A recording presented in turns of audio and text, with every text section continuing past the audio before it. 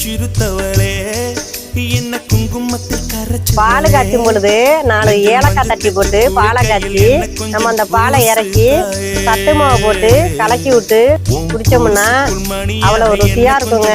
நம்ம பாரம்பரியமான முறையில 27 தானியங்கள் சேர்த்து நம்ம சத்து மாவு தயார் பண்றோம்.